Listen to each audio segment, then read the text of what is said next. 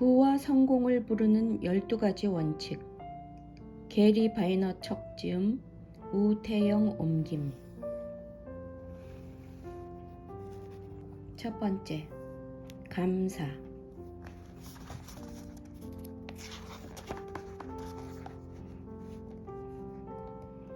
만약 성공과 행복으로 지구상 모든 사람들의 순위를 매긴다면 당신은 77억 명 중 몇 등이라고 생각하는가?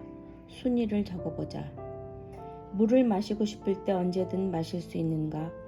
세계보건기구에 따르면 전 세계적으로 약 7억 8,500만 명의 사람들이 아무리 목이 말라도 기본적인 식수조차 얻지 못하고 있다고 한다. 이는 세계 인구의 10%를 넘는 수치다. 매일 먹을 충분한 식량이 있는가? 2018년 전 세계에서 8억 2천만 명 이상의 사람들이 영양실조에 걸린 것으로 기록됐다. 당신의 직업이 싫으면 이직할 수 있는가? 세계 노예지수에 따르면 2016년 기준으로 전 세계 167개국에서 4,030만 명의 인구가 현대판 노예로 살고 있었다. 그들은 그 끔찍한 일을 그만둘 수 있는 선택권조차 없었다. 집에 제대로 된 화장실이 있는가? 전 세계 인구의 약 60%인 45억 명은 제대로 된 화장실도 없이 살아가고 있다. 집에서 초고속 인터넷 접속이 가능한가? 지구상의 약 30억 명은 인터넷 접속을 못하고 있다. 심지어 미국에서도 2,100만 명은 인터넷 연결선이 없다. 소득에 대한 이야기는 아직 시작도 안 했다. CNN의 다보스 2017 글로벌 임금 계산기에 따르면 전 세계 사람들의 연간 평균 임금은 2328달러, 즉 약 2300만 원이다. 인도는 연 1666달러, 즉 약 180만 원, 브라질은 연 4659달러, 즉 약 530만 원, 러시아는 연 5457달러, 즉 약 600만 원이다. 아프리카의 말라위는 연 1149달러, 즉 약 130만 원이 채 안 된다. 물론 이러한 데이터만으로 77억 인구가 처한 현실을 정확하게 판단할 수는 없다. 하지만 어느 정도는 짐작할 수 있을 것이다.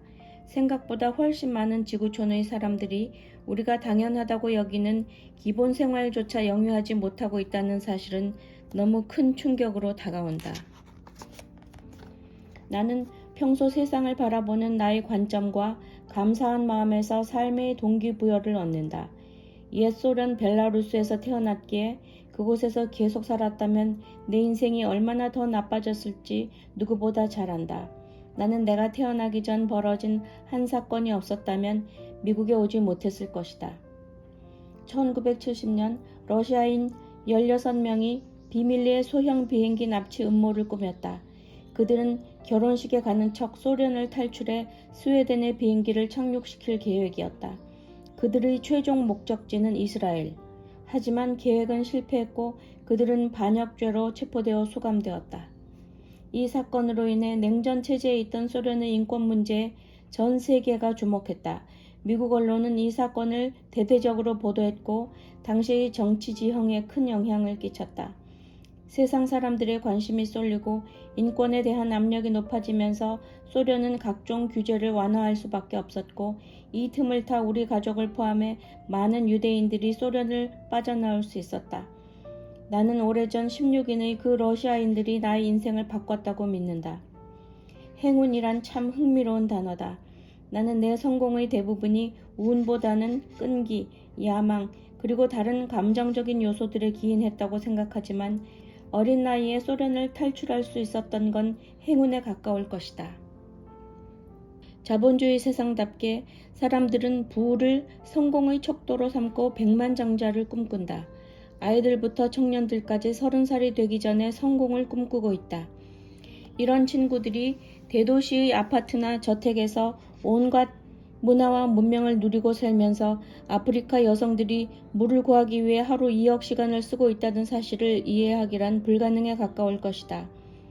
사람들은 자기보다 더 잘 사는 높은 곳의 사람들만 올려다보느라 아래에 있는 수십억 명은 관심도 없고 안중에도 없다.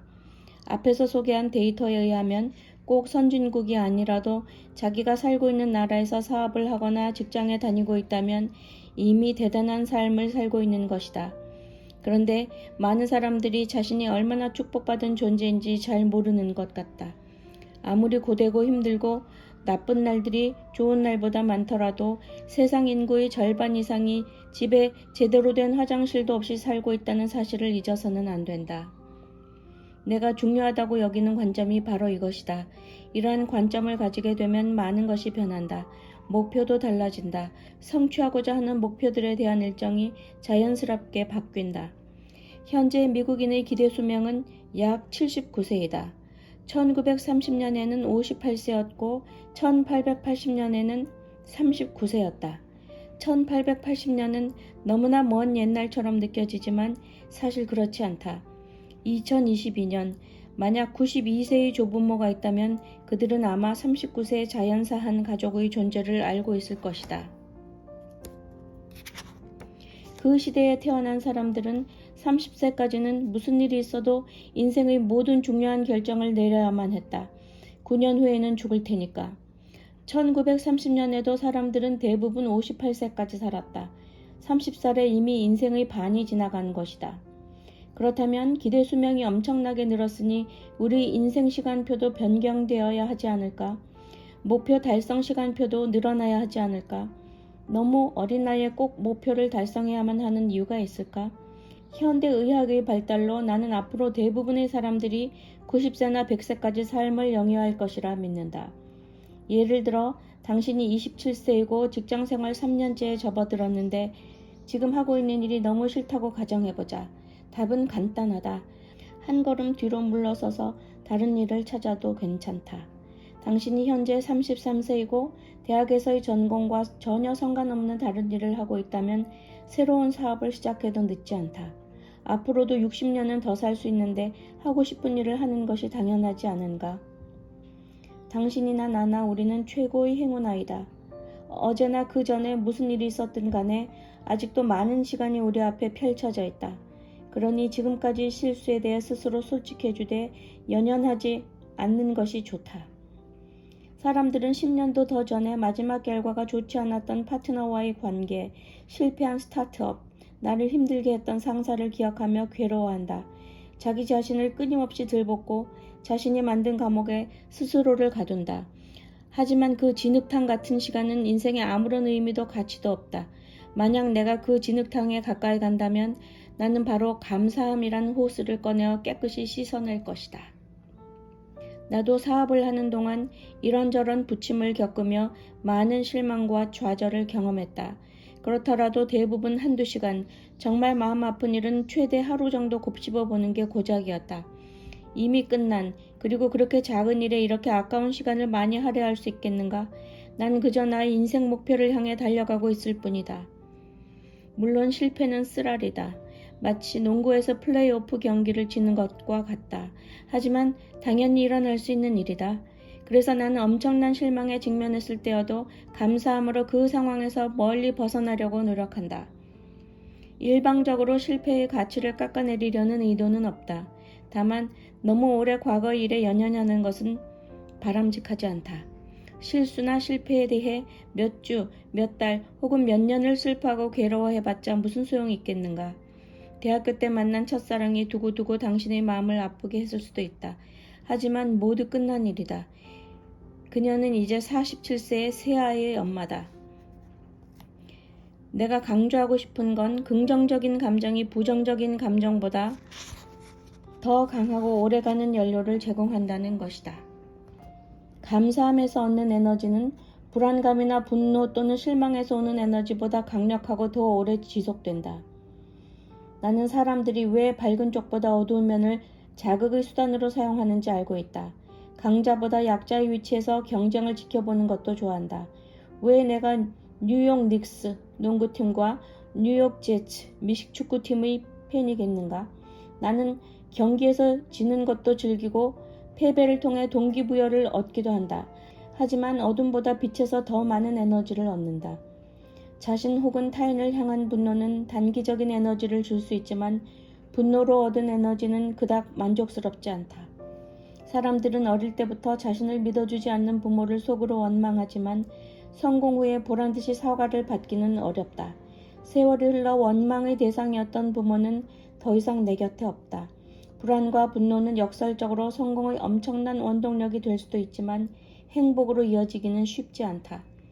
분노는 지니고 다니기에는 무거운 재료들이다. 하지만 감사함은 가볍다.